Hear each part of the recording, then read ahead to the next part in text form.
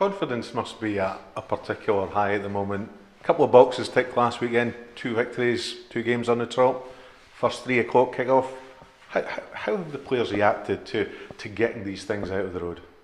Well, look, I mean, as you can imagine, they're extremely pleased with what they've done in the last few weeks, but they're very much recognising why it's happened. You know, it hasn't just happened by chance. It's happened because they've worked extremely hard in training. And I said after the game at Motherwell, I would be very surprised if there was a group of players working harder at the moment than what they are. You know, a lot of teams at this point in the season start to kind of wind down, and the players start to have one eye on where they're going on their summer holidays, but we haven't allowed that to filter into the group. We want to be going into the fixtures after the split fitter than what we were 8 weeks ago, and stronger, and actually, you know, our curve going up the way as opposed to declining. And I think we're starting to see that, and I think that's why we've got the results. It's not, you know, these things don't happen by chance.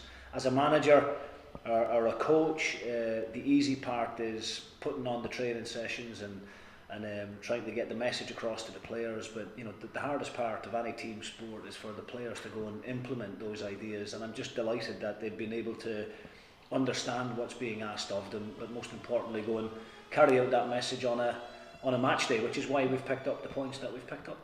Looking back really towards the match, some things out with your control might have affected the game. There was an announcement on telly on Saturday night saying that VAR, we made a mistake.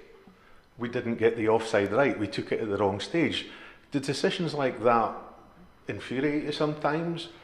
The second penalty that there could have been, it looked like there was more contact in the second penalty than there was in the first one. Does Stephen Fletcher have any right of appeal or anything against any of these decisions? We've not, you know, we've decided not to make a big deal about that second penalty that you've highlighted that wasn't given. I mean, if things had have panned out differently and we had have been denied 3 points like we were against St Mirren because of a poor VAR decision, then, you know, my attitude towards it might be slightly different. You know, I don't like the fact that Stephen Fletcher got booked for simulation when clearly anybody watching the game could tell it wasn't a dive. There was clear contact, and you know, it was actually a carbon copy of the penalty that was given. It was almost a mirrored image. So look, we're disappointed not to get that penalty because it would have made life a whole lot easier and probably calmed a few nerves going into the dying moments of the game. But at the same time, you know, we're not going to dwell on it. We got the 3 points, which was the most important thing. Came from a goal behind, again showing really good character within the group, and played really well on the day. That was the most important thing. So we just have to try and replicate that again on Saturday against a different opposition that pose their own different challenges, but you know, it should make hopefully for a very good game of football. Well, looking at some of these decisions, I mean, there was the decision you mentioned there against St Mirren, the ones at the weekend there, and even going back to before your time with the Hearts game from there.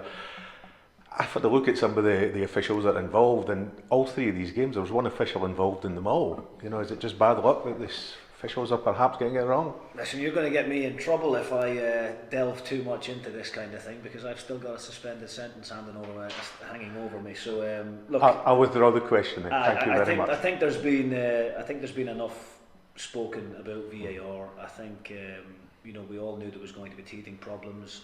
I still think there's improvements to be made.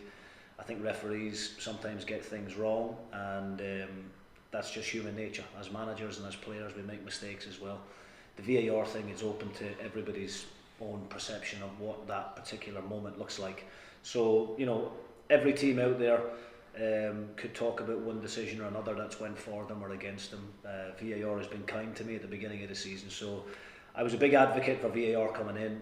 I do think we can improve in terms of how we use it, and I'm sure, you know, the more time these referees have got to use the system, then the better they will get at it.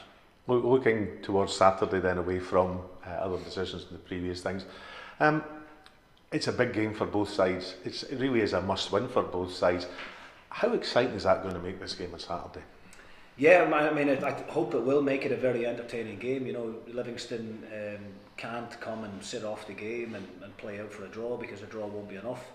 They're going to have to come and get after us. At the same time, you know, we want maximum points from the game ourselves. So I do hope it it makes it a very entertaining game for the fans, and hopefully, like the previous two fixtures, we managed to come out on top. On Saturday there was kind of two things that were shrugged off: the 3 o'clock kick-off that they hadn't won under, and also 2 games on the trot. You know, how much of a difference does that mean to the confidence of the team, getting these things out of the road, getting ready for this game for Livingston on Saturday?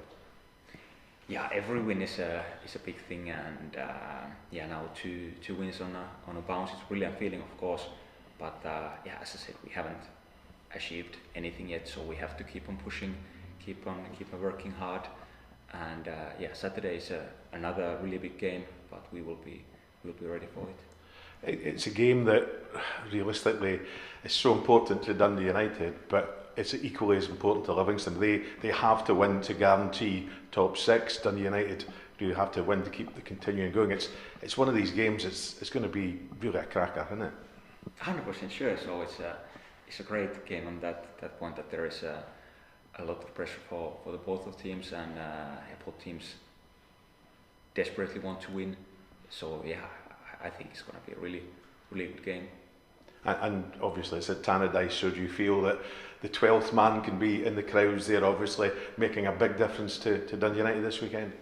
For sure. So always playing Tannadice is a brilliant feeling, and the energy lift what the crowd can give to us is absolutely huge. So I think all the players, but especially me, I really love interacting with the crowd, so I get a lot of boost from them as well. So really much looking forward to that.